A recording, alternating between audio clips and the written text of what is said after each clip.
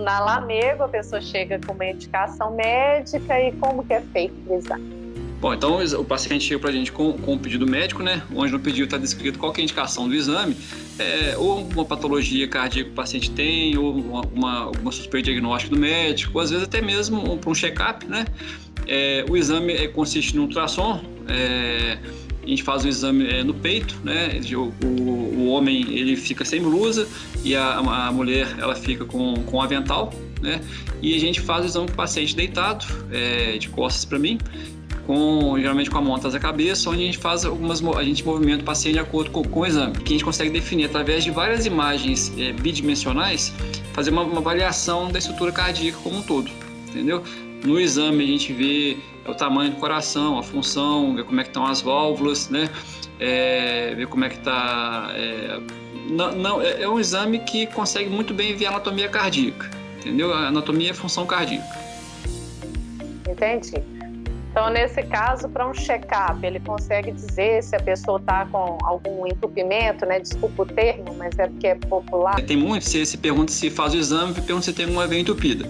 Geralmente, no eco, a gente não consegue definir isso, né? O único exame que consegue ver se tem alguma veia entupida e tal, o exame mais comum de ser feito é o cateterismo. No ecocardiograma, a gente consegue saber se a pessoa já teve alguma repercussão de veia entupida, né? De ser um infarto, alguma coisa, né? A gente consegue definir se tem uma área que quando o paciente tem a veia entope, né? O paciente tem um infarto e às vezes esse infarto dá uma repercussão no coração. A parte que teve o infarto não mexe, né? Então a gente vê que tem ou não mexe ou mexe menos, né? Tem uma hipocinesia que a gente fala, ou então uma cinesia, né? Que a parte foi cometida pelo infarto. A gente não consegue definir como que está a veia ou se o paciente vai ter algum problema no futuro. A gente consegue definir se já teve alguma coisa prévia, entendeu? Decorrente de uma veia entupida de um infarto. Então, resumindo, conseguimos ver como o coração está funcionando, né? Como o coração está funcionando agora, né? Assim, a gente consegue definir um paciente que tem hipertensão, se essa hipertensão tem repercussão no coração, né? O coração é um músculo, né? Então, igual o músculo do braço, quando a gente faz um exercício, ele fica mais forte. O coração, quando o paciente tem pressão alta, é a mesma coisa. O coração fica com a musculatura mais grossa, né? O que não é bom. No braço, essa hipertrofia é interessante, mas no coração não é, porque acaba alterando a estrutura do coração, né? Dando problemas, se não for uma coisa bem controlada, dando problema futuro para o paciente. E por que vocês pegam também na parte do estômago esse exame? Geralmente o que a gente fala, na parte são 4 janelas que a gente usa, né? A gente usa subcostal, né? Que essa parte é mais baixa, a parte do estômago, onde a gente vê o coração por baixo, tá? E essa imagem, essa janela é muito frequente usar em criança, tá?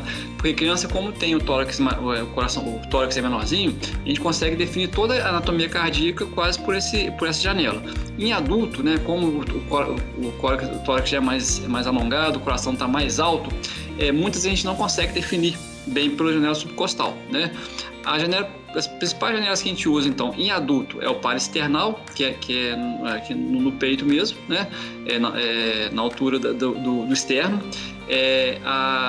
O apical, né? Que a gente pega o coração pela ponta, né? Que geralmente está aqui embaixo da mama, né? Da mama aqui do lado esquerdo.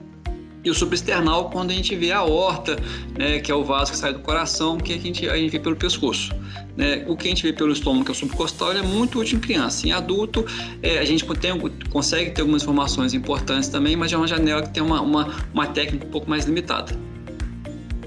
Correto. Doutor, e esses exames, todas as pessoas ficam com certo receio, nossa, eu vou fazer um exame, vai ter radiação, como funciona Assim, qualquer coisa, sempre que médico que fala de alguma coisa de coração, o pessoal fica mais preocupado, né?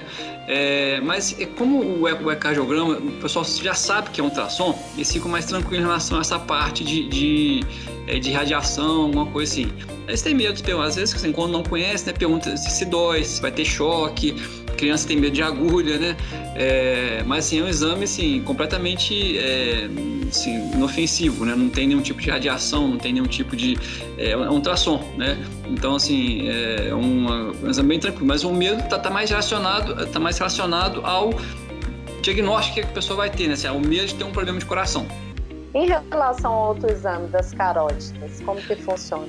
Bom, a carótida a gente faz um ultrassom dos vasos do pescoço, né? É um exame muito importante, porque como a gente tem um acesso fácil nessa região e com uma qualidade de imagem muito boa, a gente consegue saber se tem, assim, todos os vasos do organismo é um organismo só, né? Então, se a gente faz o exame do pescoço e detecta ali que tem uma placa de gordura ou tem uma placa de alguma calcificação, alguma coisa assim, é um sinal de que pode ter problemas de outros vasos também, né? Então, assim, você faz o da carótida, você tem uma plaquinha de gordura ali, fala assim, opa, pode ser que tenha placa de gordura em outros vasos, então o paciente tem que tomar mais cuidado. E a própria lesão na carótida pode dar, de acordo com o grau de gravidade, tal, pode dar problemas neurológicos também, né? Então, um exame que é muito bom para poder definir como que está a anatomia da carótida do paciente, para saber se tem algum risco de ter um entupimento da carótida, né, que pode dar um acidente vascular cerebral, alguma coisa assim, e também para ter uma ideia de como é que estão os outros vasos do organismo, né? Você faz a da carótida, não tem nada ali, tá tudo bonitinho e tal, é um indicativo de que provavelmente no resto do corpo tá tudo bem também. Mas se você faz lá, tem placa de gordura, tem alguma coisa nesse sentido, é um indicativo que pode ter placa de gordura também em outras partes do corpo, né?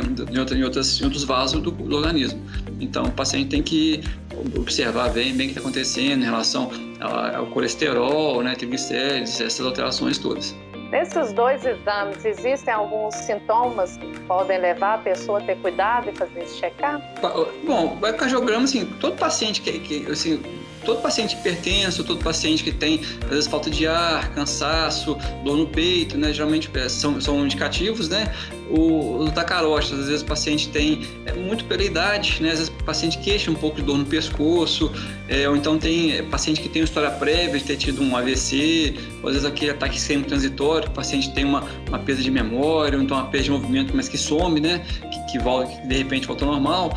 Então, são sintomas que chamam atenção para o médico estar pedindo esses exames, né?